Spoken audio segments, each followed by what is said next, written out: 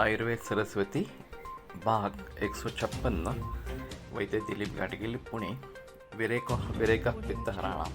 तो वमन के बाद विरेचन बताया गया है कि पित्त हरण करने वाले भावों में विरेचन सबसे श्रेष्ठ इस प्रकार का बताया गया है। शरीर में दोषों के स्थान जो निर्धारित किए हैं उसमें ऊर्ध्वामाशय ये कफ का स्थान और अधोआमाशय या जिसको ग्रहणी कहते हैं वो पित्त का स्थान बताया गया है। एक बार वमन से शुद्धि हो जाने के बाद पित्त की शुद्धि के लिए विरेचन चिकित्सा बताई जाती है। इसमें इस प्रकार की दवा दी जाती है कि इससे पतले दस्त होते हैं और काफ़ी मात्रा में होते हैं, और अगर आपका जजमेंट सही है तो दोष निकल जाते हैं और थकान बिल्कुल नहीं आती। उसका कम से कम 10 बार दस्त होना ये हीन योग है, 11 से 20 तक होना ये मध्यम योग है और 21 से 30 तक होना ये उत्तम योग इस प्रकार का बताया गया है।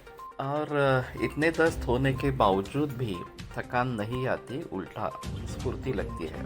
तो जिन मरीजों में ये प्रॉपर जजमेंट लेकर किया जाता है उनमें इसके जरिए पित्त बाहर निकल जाता है और पित्त की बीमारियां जो भी है वो शांत हो जाती है। तो खास करके जलन वगैरह इस प्रकार के बारे में जहाँ पित्त प्रधान होता है वहाँ विरेका पित्त हराना ये अहम मुद्दा इस प्रकार का हो जाता है। तो उसके लिए भी वमन जैसे पहले पूर्व कर्म करना पड़ता है, स्नेहन स्वेदन ये जो बातें हैं वो, और फिर 2 या 3 दिन की गैप लेकर विरेचन की दवा दी जाती है। वो श्लेष्म काले गते ज्ञात्वा इस प्रकार का बताया। सुबह कफ का समय निकल जाने के बाद 9-10 बजे विरेचन औषध दिया जाता है और 1-2 घंटों में उसका परिणाम दिखने लगता है और दोपहर या शाम तक इस प्रकार के दस्त होते रहते हैं।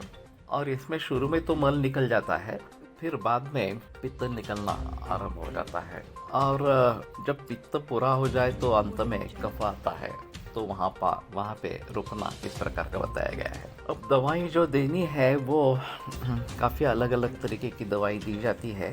त्रिवृत एक वनस्पति है, वो इसके लिए सबसे अच्छी मानी गई वनस्पति है, लेकिन काफ़ी कल्प उपलब्ध है और इसे एरंडिका तेल भी इसमें दिया जाता है। तो 40-50 मिलीलीटर इतनी मात्रा में अरगवत या दूसरे किसी द्रव्य के क्वाथ के साथ दिया जाता है और फिर गर्म पानी पीते रहना है और पेट को थोड़ा सेकना है हॉट वाटर वैकेटिंग पैड लेके, तो अपने आप दस्त होना आरंभ हो जाता है और फिर अपने आप रुक भी जाते हैं।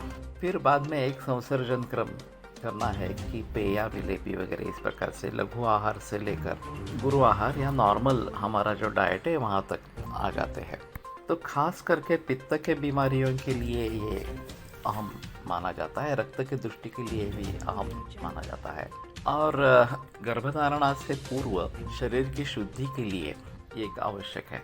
पहले वमन करवाना फिर विरेचन करवाना, दोनों के लिए स्त्री और पुरुष दोनों का इस प्रकार से करवाना, फिर दोनों के बस्ती करवाना और फिर स्त्रियों में उत्तर बस्ती भी करवाना और फिर कंसेप्शन के लिए या गर्भधारणा के लिए प्रयास करना, ये बेहतर ऑप्शन इस प्रकार का है। तो पंचकर्म एक अद्भुत इस प्रकार की चिकित्सा है और दोषों को अलग करके निकाल देना ये उसकी खासियत है।